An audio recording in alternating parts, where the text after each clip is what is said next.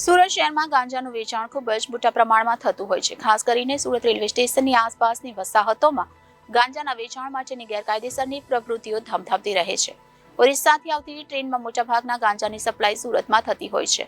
અલથાણ વિસ્તારમાં કરિયાણાની દુકાનમાં જ ગાંજાનું વેચાણ થતું હોવાની જાણ થતાં પોલીસે રેડ કરી 7 કિલો કરતાં વધારેનો ગાંજો ઝડપી પાડ્યો હતો. અલથાણ પોલીસ સૂત્રોના જણાવ્યા મુજબ પીઆઈએન કે ડામોરની સૂચના અને માર્ગદર્શન હેઠળ સ્ટાફના માણસો પેટ્રોલિંગમાં હતા. તે વખતે સર્વેલન્સ સ્ટાફના હેડ કોન્સ્ટેબલ વિજયભાઈ ખીમાભાઈને મળેલ બાતમીના આધારે અલથાણ ગામ નવી વસાહત સત્યસાઈ હોસ્પિટલની સામે આવેલ કરિયાણાની દુકાનમાં રેડ પાડી હતી. દુકાનમાં જ પડી બાંધીને વેચાણ કરવામાં આવતું હતું. ખાસ કરીને ઓરિસ્સાના જે કામદારો છે તેમને ટાર્ગેટ કરવામાં આવતા હતા અને તેમને જ આ ગાંજો વેચવામાં આવતો હતો. સુરતમાં ગાંજાનું વેચાણ ખૂબ જ મોટા પ્રમાણમાં થતું હોય છે. ખાસ કરીને સુરત રેલવે સ્ટેશન આસપાસની વસાહતોમાં ગાંજાના વેચાણ માટેની ગેરકાયદેસરની પ્રવૃત્તિઓ ધમધમતી રહે છે. ઓરિસ્સાથી આવતી ટ્રેનમાં મોટાભાગના ગાંજાનું સપ્લાય સુરતમાં થતું હોય છે.